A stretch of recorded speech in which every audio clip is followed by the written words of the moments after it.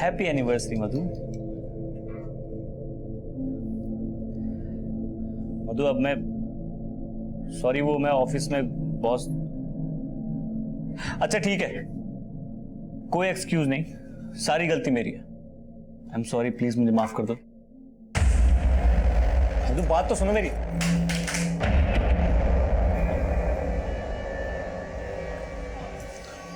मधु मधु नहीं, मधु नहीं, प्लीज देखो ऐसा मत करो, आज मत उठो प्लीज। मधु आज हमारी एनिवर्सरी है, तुम्हें पता है ना हमने क्या क्या प्लान किया था। प्लीज। घड़ी देख रहे हो? 25 मिनट में एनिवर्सरी खत्म होने वाली है, उसके बाद फिर वही जिंदगी, सुबह शाम अकेलापन और फिर रात भर इंतजार और फिर तुम्हारी वही घिसी पिटी सॉरी। तो क्या करूं? नौकरी छोड़ दूं? तुम्हें जो करना है वो करो, मुझे फर्क नहीं पड़ता है। मेरी जिंदगी ना शादी से पहले ही अच्छी थी।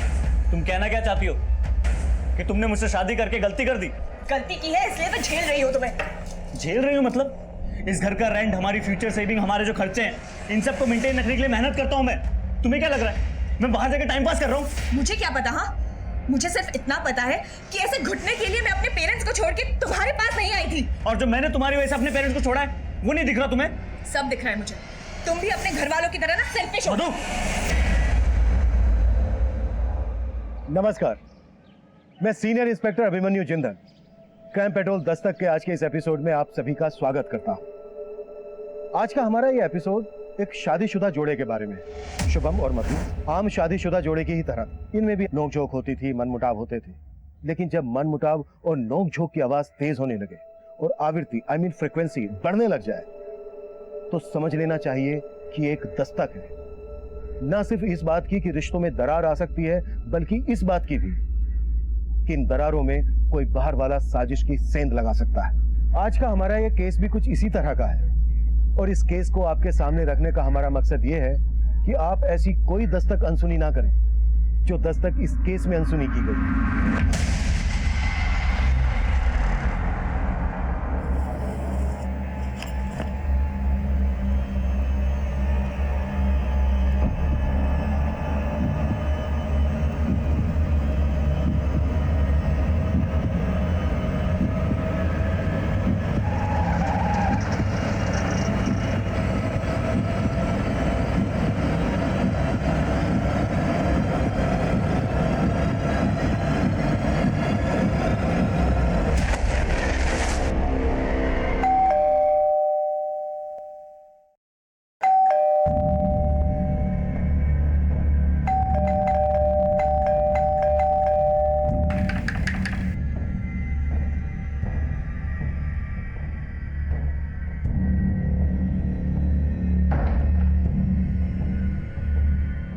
मधु, मधु,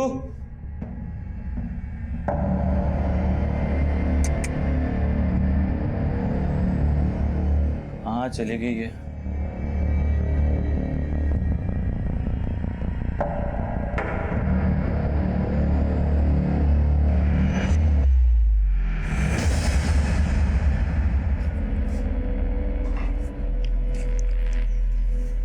शुभम, मैंने तुम्हारी प्रॉब्लम का एक परमानेंट सॉल्यूशन निकाल लिया है। मैं अपनी फ्रेंड मिसेस शर्मा के यहाँ जा रही हूँ। अब कोई रोक टोक करने वाला नहीं है तुम्हारी जिंदगी में। Good bye.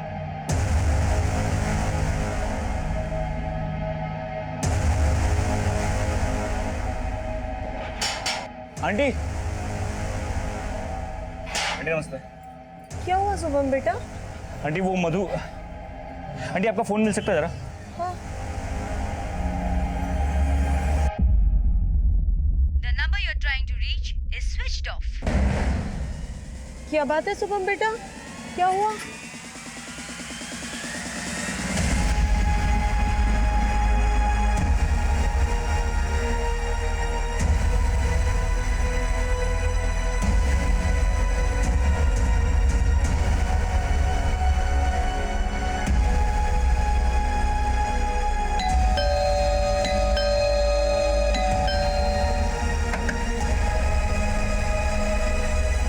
शुभम जीजू, आप इतनी रात को, सब ठीक तो है ना?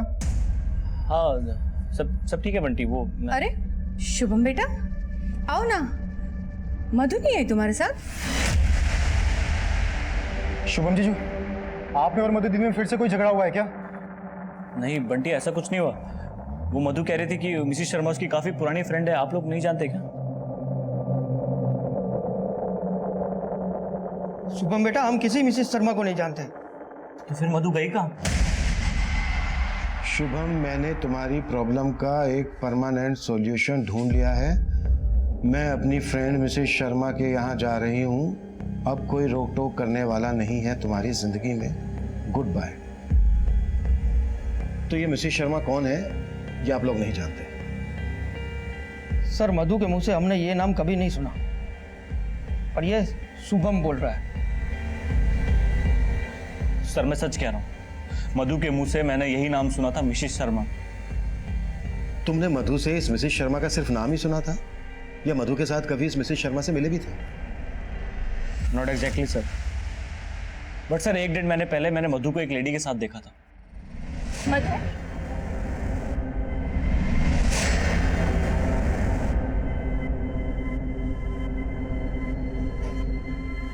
कौन थी वो मधु? कोई नहीं, मिसेस शर्मा थी। मिसिस शर्मा? हाँ। कौन मिसिस शर्मा? तुम नहीं जानते हो, मेरी बहुत पुरानी फ्रेंड है। अगर मधु को कहीं जाना था तो वो तुम्हें फोन कर सकती थी, मैसेज कर सकती थी। डिजिटल इंडिया के दौर में वो तुम्हें लेटर लिख कर जाती है। सर हो सकता है मधु ने मुझे बैंक में फोन किया हो, पर उससे पहले मैं घर के लिए निकल गया हूँ। बैंक में क्यों? तुम्हें डायरेक्ट क्यों नहीं? तुम मोबाइल फोन यूज नहीं करते? करता हूँ सर, पर कुछ दिनों से नहीं कर रहा था। क्यों? वो सर मधु का फोन टूट गया था और वो रिपेयर नहीं हो रहा था। मधु तुम्हारा फोन रिपेयर नहीं हो पाएगा, मैंने ऑनलाइन ऑर्डर कर दिया, कुछ दिन में आ जाएगा। तब तक मैं क्या करूंगी शुभम? बाप रे, माहौल तो बहुत गर्म है। देखो, मजाक मत करो। अच्छा कोई मजाक नहीं, तुम ऑलरेडी मेरा फोन यूज कर रही हो ना, तो उसे यूज करो। और अगर आपको लगे कि आपको मुझसे कोई बहुत जरूरी बात करनी है तो ऑफिस में कॉल कर लेना। सर मुझे बहुत फिक्र हो रही है, क्योंकि मधु अकेले नहीं, अपने साथ अपने सारे गहने लेकर गई है। ऊपर से उसका फोन बंद हो रहा है, लेटर सर मुझे तो कुछ गड़बड़ लग रही है। शुभम, तुम्हारे और तुम्हारी पत्नी मधु के बीच रिश्ता कुछ ठीक से नहीं चल रहा है, राइट? सर लड़ाइयाँ तो मियाँ बीवी के बीच होती है, मगर सर ऐसा कुछ नहीं हुआ कि मधु मुझे छोड़ के चले जाए। लेकिन ये लेटर तो कुछ और ही इशारा कर रहा है। ऊपर से मिसेस शर्मा नाम का एक किरदार। अगर मिसेस शर्मा वाकई में कोई है तो डोंट वरी, हम ढूंढ लेंगे उसे। सर आपको लगता है मैं झूठ बोल रहा हूँ? सर मिसेस शर्मा है, आप लोग तो कॉल रिकॉर्ड से पता लगा लेते हो ना सर, तो चेक कीजिए, शायद आपको मिसेस शर्मा का नंबर मिल जाए।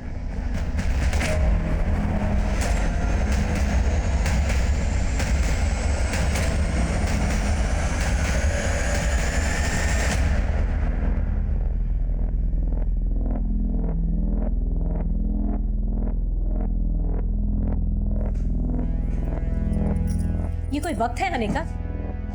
तो वापस चली जाऊं क्या? तुझसे तो बात करना ही बेकार है। अब ये अरुण तुझे ऐसे ही घुमाता रहेगा या शादी भी करेगा?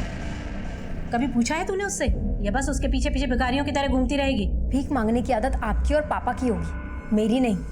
मुझे अरुण के साथ ऐसे ही रहने में मजा आता है, तो ऐसे ही चलने दीजिए ना सब कुछ। जाके सो जाइए। मिसेस शर्मा आगे चलकर हमारे लिए एक पहेली बनने वाली थी, क्योंकि मधु के कॉल रिकॉर्ड्स में हमें उनका कोई हिंट नहीं मिला था।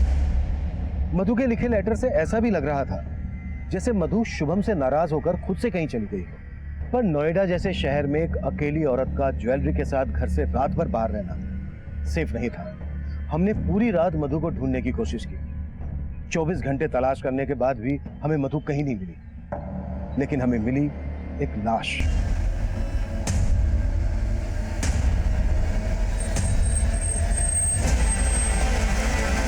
पीछे हटिए, पांडे पीछे हटाओ सबको।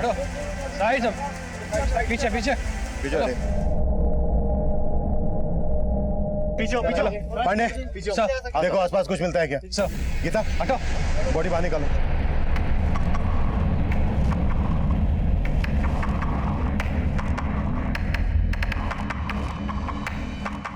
सर ये तो शुभम की पत्नी मधु ही है। लगता है गला घोटा गया। सर, नाले के पास और सूटकेस में कुछ नहीं मिला। सर यहाँ तो दूर दूर तक कोई सीसीटीवी मिलने के चांसेस नहीं है। मिश्रा, सब कुछ प्लान लग रहा है। सोचा होगा कि बॉडी नाले में डूब जाएगी और हम मधु की तलाश में किसी मिसेस शर्मा को ढूंढते रहेंगे। वो लेटर, मिसेस शर्मा, सब कुछ प्लान है, लेकिन मधु का फोन उसके घर के एरिया में ही स्विच ऑफ है। मिश्रा, मधु की शिनाख्त करो और फोरेंसिक टीम लेकर घर की स्कैनिंग शुरू करो। Okay sir.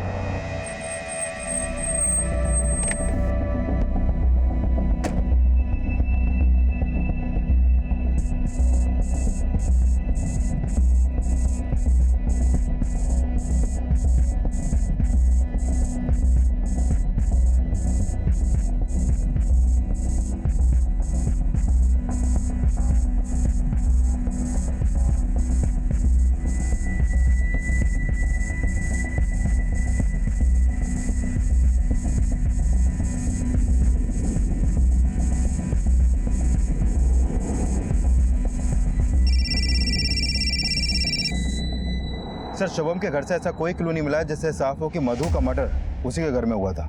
शुभम के घर वालों की कुंडलियां निकालो और पिछले दिनों की शुभम की एक्टिविटीज भी पता करो। Okay sir. सर, एक स्त्री वाले का कहना है जिस रात मधु का मर्डर हुआ शाम उससे मिलने एक औरत आई थी।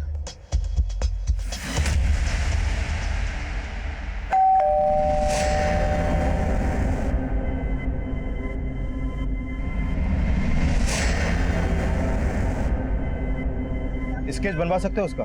हुलिया वगैरह कुछ याद है? सब शकल ठीक से याद नहीं, लेकिन देखो मैं तो पहचान जाऊँ। उस शाम मधु से जो औरत मिलने आई थी, क्या वही मिसेस शर्मा थी? तुमने सोसाइटी का सीसीटीवी चेक किया? सर, सोसाइटी में तो सीसीटीवी कैमरे है ही नहीं।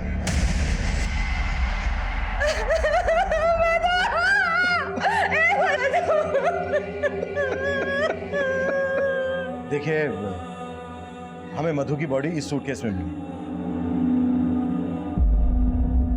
आप लोग पहचानते हैं इसे? बता सकते हैं ये किसका है? ये तो हमारी बेटी मधु का है सर। जब इसे विदा किया था तो वो उसे साथ ले गई थी। अब इसे मैं उसकी लाश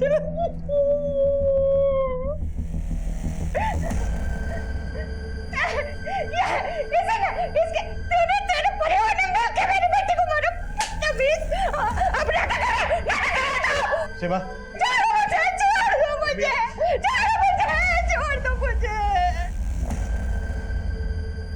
शुभम के पेरेंट्स मधु को पसंद नहीं करते थे। वो लोग उस पर दहेज के लिए दबाव डाल रहे थे। दहेज के लिए? मधु और शुभम की तो लव मैरिज हुई थी ना? हाँ सर। लेकिन शुभम की बड़ी बहन महिमा की शादी नहीं हो रही थी। लड़के वाले दहेज मांग रहे थे और इसीलिए वो लोग मधु पे दहेज के लिए दबाव डाल रहे थे।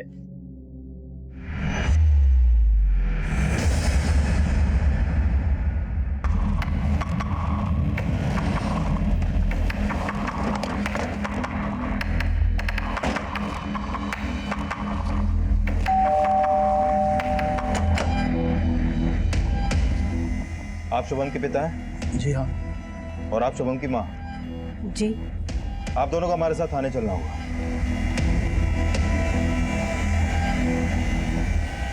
ये आप क्या कह रहे हैं सर? मैं क्यों मारूंगा मधु को? सर, मुझसे प्यार करता था, हमारी लव मैरिज हुई थी। सॉरी सॉरी सॉरी मधु, सॉरी, मैं लेट हो गया, सॉरी। क्या सॉरी? कितनी देर लगा दी तुमने? सॉरी बाबा, बैंक में इतना काम पड़ गया था ना।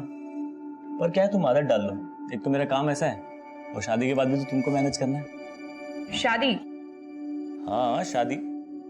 अब पहले डेटिंग साइट पे मिले, अब कैफे में मिलने लगे हैं। वो बात तो आगे बढ़ानी पड़ेगी ना। शादी करोगे मुझसे? मधु क्यों मना करती?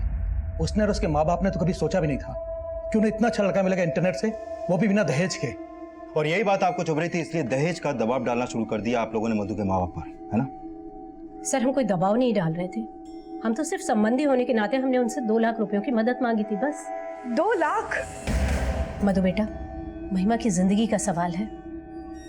तू अपने मायके से 2 लाख रुपए की बात करेगी ना? बड़ी बहन कुंवारी बैठी रहे, ऐसा अच्छा लगता है क्या भला? सर, मदद तो बहुत दूर की बात, मधु के परिवार वालों ने तो मधु को ऐसी पट्टी पढ़ाई कि उसने तो हमारा घर ही तोड़ दिया। वो तो हमारे बेटे को ही लेकर चली गई। सर, 2 लाख की डिमांड ना पूरी करने की वजह से मेरे पेरेंट्स उखड़े हुए रहने लगे थे मधु से। मधु देखो, माँ की बात का बुरा नहीं मानते। महिमा दी की शादी टूटी अभी अभी, इसीलिए शायद गुस्सा है बस। लेकिन मैं डिप्रेस हो रही हूँ शुभम। अब ये रोज रोज के ताने मुझसे नहीं सुने जाते हैं। तुम तो ऑफिस चले जाते हो और फिर बर्दाश्त मुझे करना पड़ता है। सर मैंने शुभम की फैमिली के हर मेंबर के कॉल रिकॉर्ड्स निकलवाने के लिए बोल दिया। वैसे सर शुभम की तरह उसकी फैमिली भी कहानी बनाने में एक्सपर्ट लगती है। इस कहानी का दी एंड हम देखेंगे। सबकी कुलियां निकलवाओ और सबके हैंड राइटिंग सैंपल भी कलेक्ट करो। Okay sir. चलिए लिखिए इसमें जो मैं कह रहा हूं, लिखिए।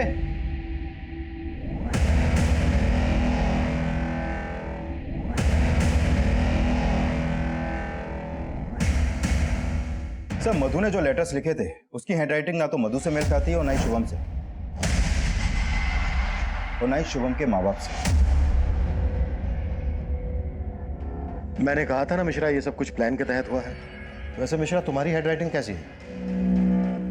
मेरे को समझा नहीं सर। रिलैक्स, मजाक कर रहा हूं। हो सकता है शुभम ने ये काम किसी और से करवाया हो। लेकिन सर मैंने बैंक के वॉचमैन और शुभम के कलीग से बात की। वो उस शाम अपने ऑफिस में ही था और रोजाना की तरह अपने टाइम पर ऑफिस से निकला। मुझे शुभम की सुनाई हर कहानी झूठी लग रही है। सर दहेज शुभम को नहीं, उसके माँ बाप को चाहिए था। तो हो सकता है ये कांड उसके माँ बाप ने किसी के थ्रू करवाया हो, या ये भी हो सकता है कि शुभम और उसके माँ बाप इन सब ने मिलकर यह कांड किया हो। लेकिन किसी के भी खिलाफ अभी तक हमें कुछ मिला नहीं है। मिश्रा, एक काम करो, फिलहाल इन्हें जाने दो, लेकिन इस सब पर नजर रखना। और उस औरत का पता चला जो उस दिन मधु से मिलने आई थी उसके घर? नहीं सर, अभी तक तो नहीं, लेकिन कोशिश जारी है।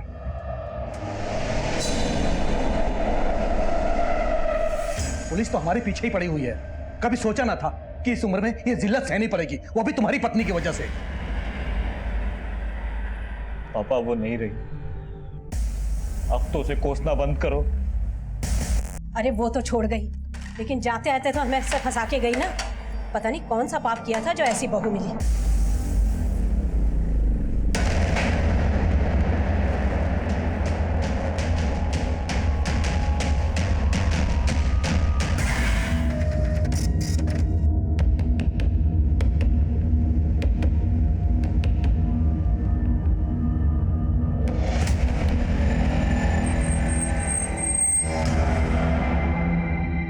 हाँ साहब, यही औरत है। सर महिमा, शुभम की बड़ी बहन, वही उस शाम मधु के घर पे आई थी। उसकी फोन की लोकेशन भी मधु के घर के आसपास की थी।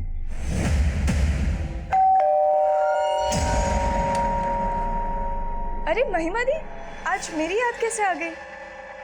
बस तेरी याद आई तो मिलने आ गई। आइए अंदर आइए। याद आ गई? अच्छा, बड़ी अटपटी फैमिली है। बेटा किसी मिसेस शर्मा की बीन बजा रहा है और माँ बाप अपनी बेटी की शादी टूटने के कारण अपनी बहू और बेटे से बात करना बंद कर देते हैं। और बेटी को अचानक अपनी भाभी पर प्यार आ जाता है और वो उससे मिलने जाती है, वो भी उसी दिन जिस दिन उसकी भाभी का मर्डर होता है। मुझे पता था कि आप लोग मुझ पर ही शक करेंगे। अब अपनी भाभी के घर जाना कुछ गलत है क्या? नहीं, बिल्कुल नहीं। लेकिन भाभी के मर्डर हो जाने के बाद इस बात को छुपाना गलत है। मैंने कुछ नहीं छुपाया आपसे। आप लोगों ने पूछा नहीं, इसलिए मैंने आपको बताया नहीं। अच्छा, चलो अब पूछ लेते हैं, क्यों गई थी तुम अपनी भाभी से मिलने? भाभी पर अचानक से प्यार उमड़ पड़ा था, या फिर अपनी शादी टूटने का गुस्सा निकालने गई थी? क्या शुभम की मिसेस शर्मा तुम ही हो? सिर्फ सच सुनना है मुझे।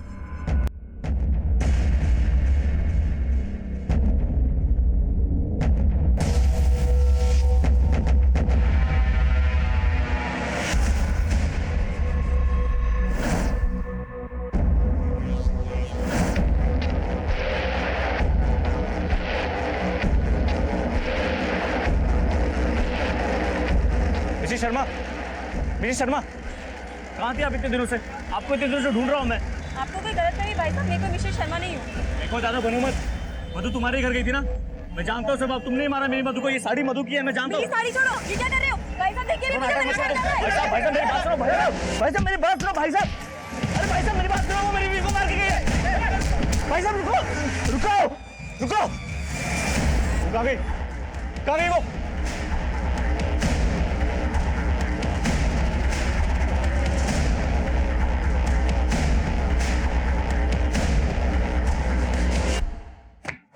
ये लीजिए, लिख दिया मैंने अपना बयान, ठीक वैसा ही जैसा हुआ था। अब अगर आपको मुझसे कोई भी सवाल करना हो तो मुझे सिर्फ फोन कर दीजिएगा, मैं खुद चल के आ जाऊंगी।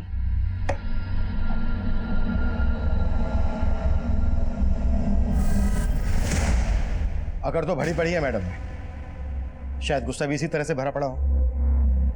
बड़ी बहन होने के बावजूद छोटे भाई की शादी पहले हो गई और उसकी वाइफ दहेज लेकर भी नहीं आई, जो मैडम की शादी में काम आ सकता था, जिसकी वजह से मैडम की शादी टूट गई। नजर रखो इस पर। Okay sir. Sir sir sir वो मिसेस शर्मा मिल गई सर। मिसेस शर्मा? हाँ सर। सर उसने मधु की साड़ी पहनी हुई थी जो मैंने उसे गिफ्ट की थी। मधु की साड़ी? जी सर। सर वो मुझे मार्केट में दिखी, मैंने उसे पकड़ने की कोशिश की तो चालाकी से भाग के निकल गई, लेकिन सर मैंने उसका पता लगा लिया।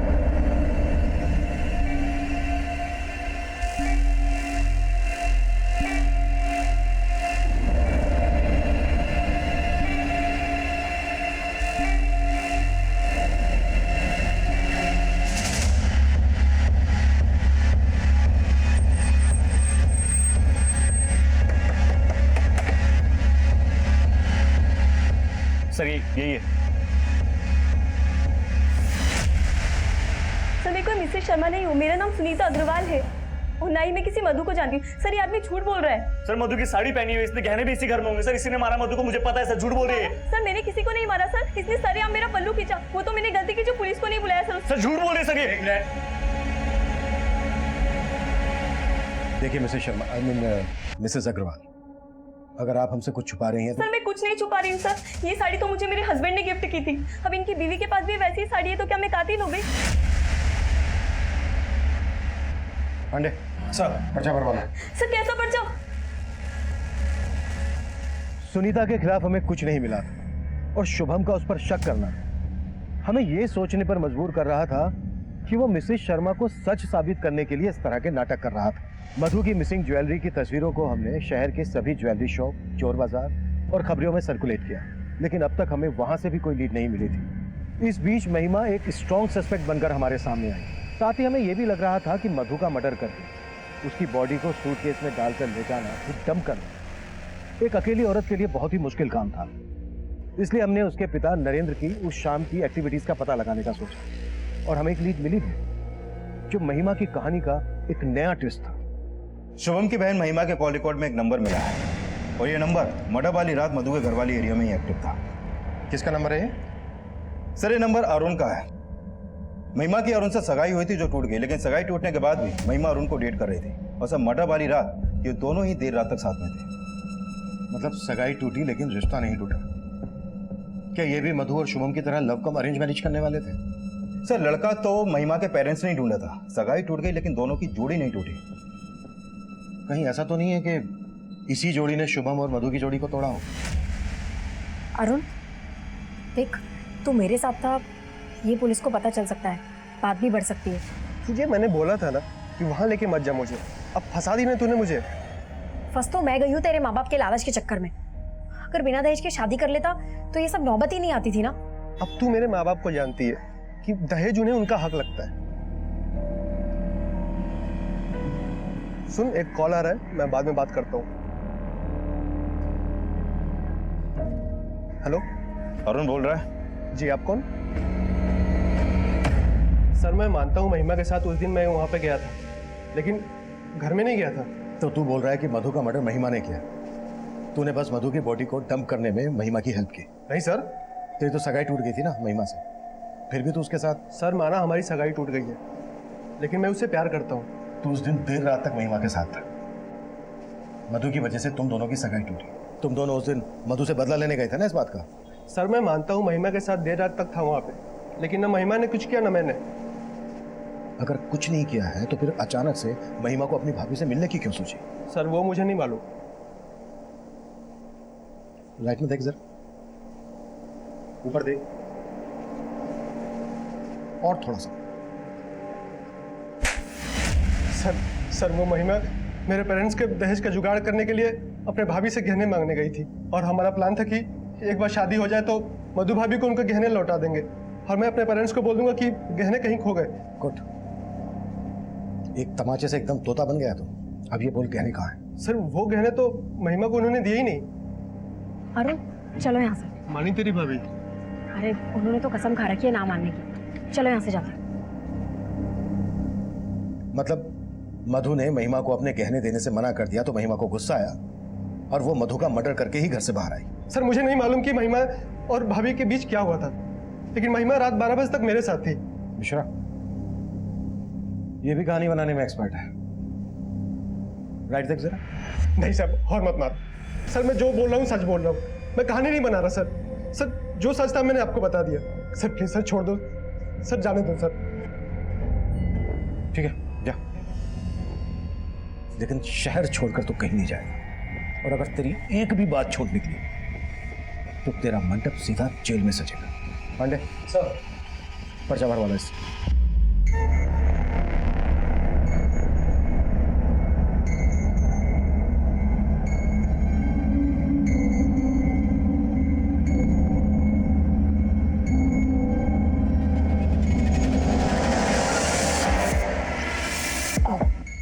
अबे देख के चलना।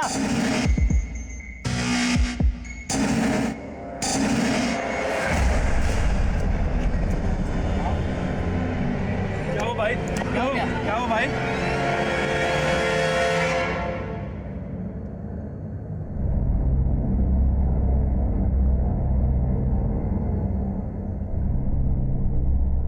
सर आप लोग बेकार में हम पर और हमारे बेटे पर शक कर रहे हैं। अगर आपने अपना ध्यान हम पर से हटाया होता तो शुभम की जान खतरे में नहीं होती। डॉक्टर साहब, शुभम की हालत कैसी है अभी? सही वक्त पे ट्रीटमेंट देने की वजह से जान बच गई। किसी ने जहर का इंजेक्शन दिया था उन्हें। जहर? जी, वो तो अच्छा हुआ टाइम पे आ गए, वरना जान भी जा सकती थी। डॉक्टर, किस टाइप का जहर इंजेक्ट किया गया शुभम को? अभी कुछ फिगर आउट करना मुश्किल है।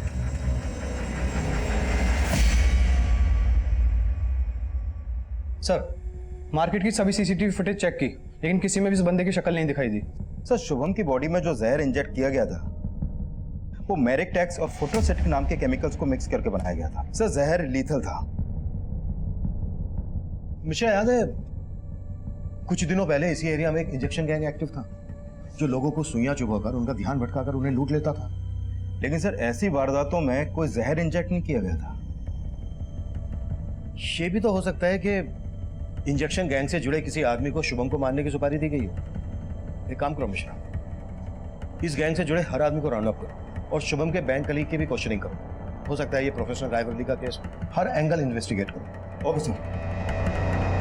शुभम और मधु से जुड़े हर इंसान को हम खंगाल रहे थे और आखिरकार 3 दिन बाद शुभम को होश आया। नहीं सर, मुझे नहीं याद किसने मुझे इंजेक्ट करने की कोशिश की, लेकिन सर एक बार पहले भी मुझ पर मधु पे एक आदमी ने इंजेक्शन से अटैक करने की कोशिश की थी। और ये बात तुमने हमें पहले क्यों नहीं बताई? काफ़ी पुरानी बात है सर। मैं और मधु हमारी फर्स्ट एनिवर्सरी पे डिनर के लिए जा रहे थे।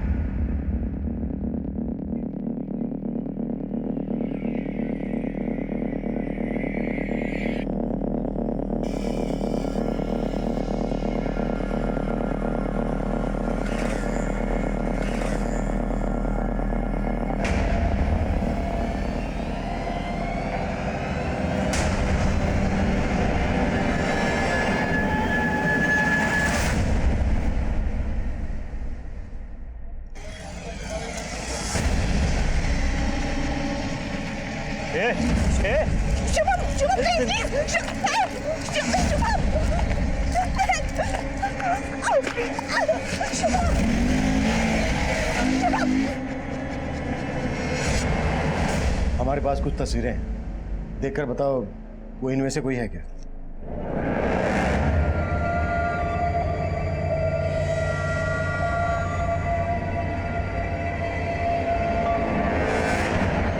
नहीं सर।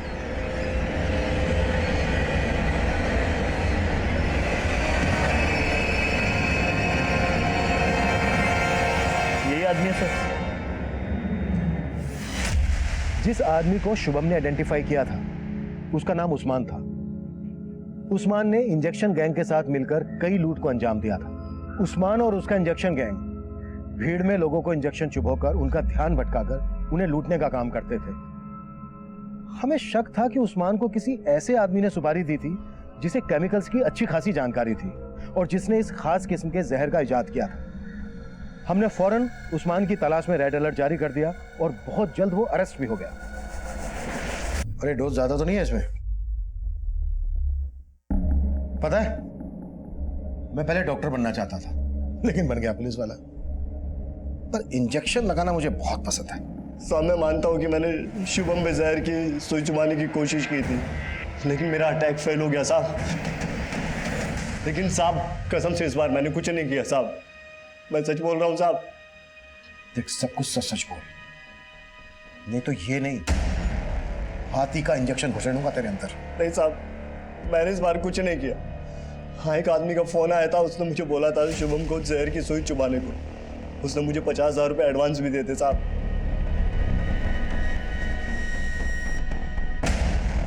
कौन था वो आदमी?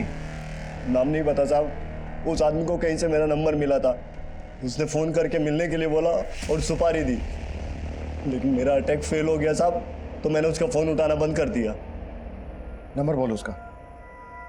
याद नहीं है साहब, पुराने फोन में था और वो तो मैंने फेंक दिया ताकि आप मुझ तक ना पहुंच सके।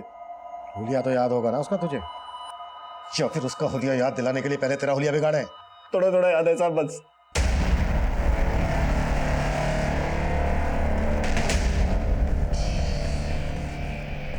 सर, जिस आदमी ने उस्मान को सुपारी दी थी वो आदमी ऐसा दिखता है सर। और ये मधु को नुकसान नहीं पहुंचाना चाहता था। कहीं ये मधु का आशिक तो नहीं था? शुभम, याद करने की कोशिश करो, हो सकता है तुमने ऐसे पहले कभी देखा हो। नहीं सर, ऐसा कोई आदमी याद नहीं मुझे। इसे पहचानते हो? हाँ सर, ये तो गणेश है सर। कौन गणेश? मधु दीदी के कॉलेज में पढ़ता था सर, और ये दीदी से शादी भी करना चाहता था। तुम्हारी हिम्मत कैसे हुई मधु का हाथ मांगने की? अपनी जात देखिए। मधु गणेश से प्यार करती थी और उसने लव मैरिज की शुभम के साथ। हाँ सर, शुभम हमारी जात वाला था, लेकिन गणेश अलग जाति का था। कहाँ मिलेगा ये गणेश? सर मैं मानता हूँ कि मैंने शुभम पे अटैक करवाया था। ये ले 50,000 रुपए एडवांस। इस लड़के पे सुई घुसानी है, ये दवा भर के। ठीक है। लेकिन सर मैंने मधु के साथ कुछ भी नहीं किया। मैं तो प्यार करता था मधु से, पर कास्ट अलग होने की वजह से उसके पेरेंट्स नहीं माने। मैंने तो मधु से कहा कि हम भाग के शादी कर लेते, पर उसने कहा कि वो अपने पेरेंट्स को मना लेगी, लेकिन ऐसा कुछ भी नहीं हुआ। फिर मेरे पेरेंट्स ने मेरी शादी अदिति के साथ करवा दी। तूने अदिति से शादी कर दी, मधु ने शुभम से शादी कर दी, तो शुभम पर अटैक करवाने का मकसद क्या था तेरा? सर वो मकसद भी मुझे मधु ने दिया था। मधु ने? साफ साफ बोल, कहना क्या चाह रहा है तू? मधु ने शुभम से 1 साल पहले शादी की थी, पर मेरी शादी मधु की शादी से 1 साल पहले ही हो गई थी, और उसे लगता था कि मैंने उसे धोखा दिया। जब मैंने उस समय कहा था कि भाग के शादी कर लेते हैं, तब तुम मानी नहीं, और अब जब मैं अदिति के साथ शादी कर चुका हूं तब मेरे आसपास मंडरा रही हो। आखिर चाहती क्या हो तुम? तुम्हें गणेश, मैं तुमसे बहुत प्यार करती हूँ। मैं जानती हूँ मैं अपने माँ पापा को मना नहीं कर पाई, पर मैं तुम्हारे बगैर मर जाऊंगी। मुझसे मधु का दुख देखा नहीं गया। मधु, डिवोर्स लेना इतना आसान नहीं है। कहना क्या चाहते हो तुम? मतलब बीवी तुम्हारी अदिति रहेगी और मैं? मधु को लगने लगा कि मैं उसे धोखा दे रहा हूँ, जबकि ऐसा कुछ नहीं था। इसलिए उसने मुझे चिढ़ाने के लिए जानबूझकर शुभम के साथ दोस्ती बनानी शुरू कर दी। कौन है वो लड़का? तुमसे मतलब? तुम जाओ ना अपनी अदिति के पास, मेरे साथ टाइम वेस्ट क्यों कर रहे हो? तुम्हारे लिए मैं अदिति को डिवोर्स देने वाला हूँ और तुम?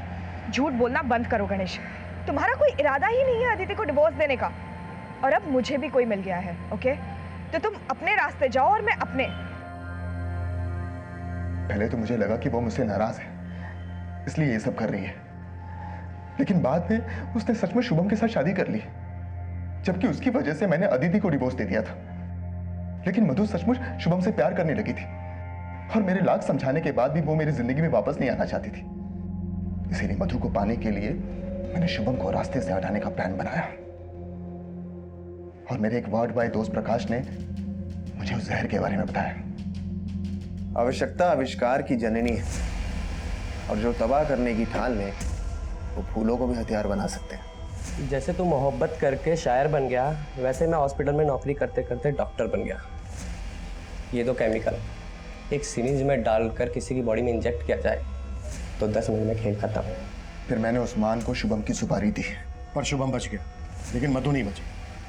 बदला लेने के लिए तूने मधु को भी... नहीं सर, नहीं सर, मैंने मधु के साथ कुछ भी नहीं किया।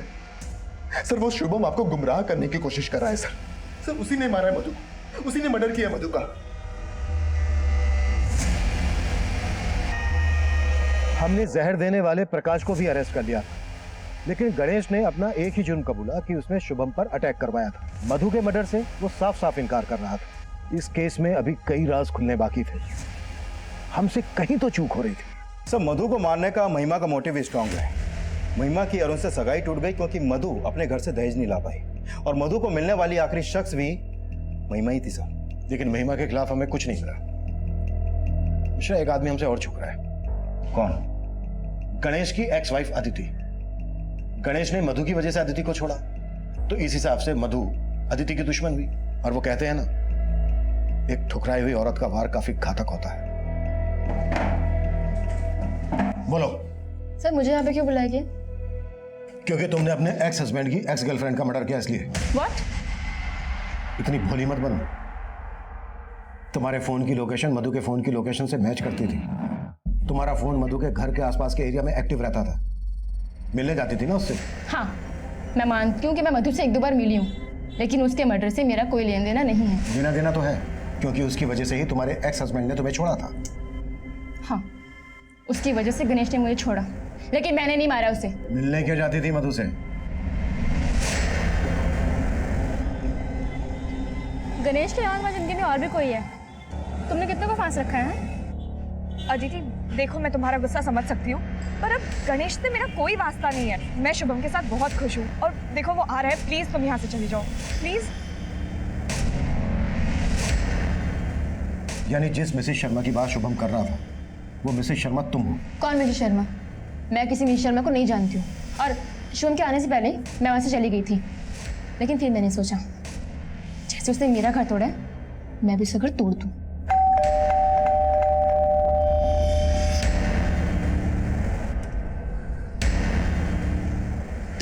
यहाँ? तुमसे नहीं, तुम्हारे पति से मिलने आई हूँ, ये बताने के लिए कि तुमने मेरी जिंदगी कैसे बर्बाद कर दी। तुम समझ क्यों नहीं रही हो अदिति? मैं मानती हूँ कि मुझसे बहुत बड़ी गलती हुई है, पर प्लीज तुम ऐसा मत करो। लेकिन पता नहीं क्यों मुझे इस पे तरस आ गया। उस दिन के बाद मैं मधु से कभी नहीं मिली। क्योंकि तुमने मिलने की गुंजाइश ही खत्म कर दी, मर्डर कर दिया उसका। देखिए सर, मैंने ऐसा कुछ भी नहीं किया। सर, बहुत तोड़ने के बाद भी अदिति कुछ नहीं उगल रही है। एक बात तो क्लियर है मिश्रा, मिसेस शर्मा, ये नाम मधु ने शुभम को बताया था, और कातिल ने जो चिट्ठी लिखी है उसमें भी मिसेस शर्मा का नाम है। सर, अदिति शुभम को मधु और गणेश का सच बताना चाहती थी।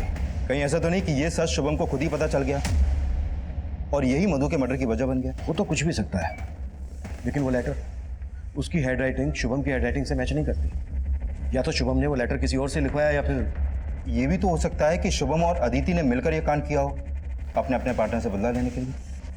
पॉसिबल है।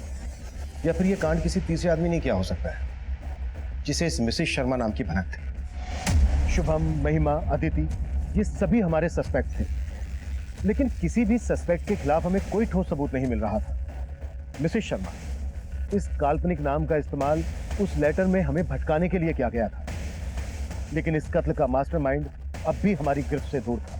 हम सभी ज्वेलरी शॉप पर नजर रखे हुए थे, लेकिन कातिल मधु की ज्वेलरी बेचने सामने आया ही नहीं। शायद वो इस केस के ठंडे होने का इंतजार कर रहा था, और हमने भी वही किया, इंतजार।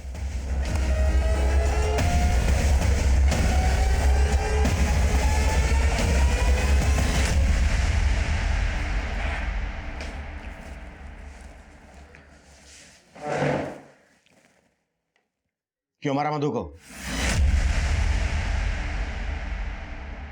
साहब, हमें पैसों की बहुत ज़रूरत थी और मेरा अक्सर मधु के यहाँ आना जाना लगा रहता था और मधु के पास बहुत सारे गहने थे। उसके गहने देखते ही मैंने अपने पति से बात की और तभी हमने उसके गहने हासिल करने का सोच लिया था, लेकिन हम ऐसे हाथ साफ करना चाहते थे जिससे किसी को हम पे शक ना आए। फिर एक दिन मुझे मधु का एक और राज पता चला। अदिति देखो, मुझे पता है कि मुझसे बहुत बड़ी गलती हो गई है, पर क्या बात है मधु, सब ठीक है ना?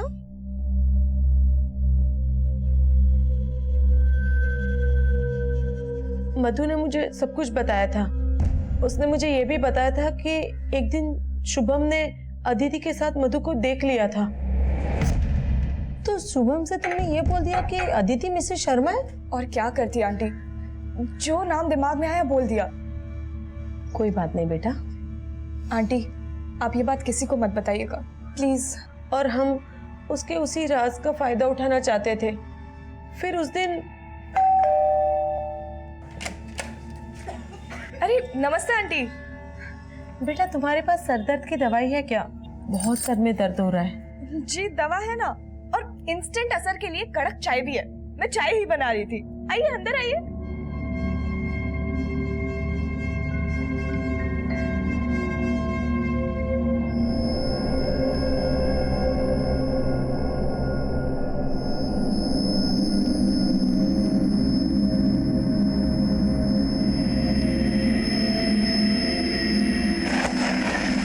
मधु इतनी रेस्पेक्ट करती थी तुम दोनों की, इतना भरोसा करती थी तुम दोनों पर, और तुम लोगों ने चंद पैसों के लालच में अपनी बेटी की उम्र की लड़की को मार डाला। ये मत सोचना कि उम्र देखकर कोई रियायत मिलेगी।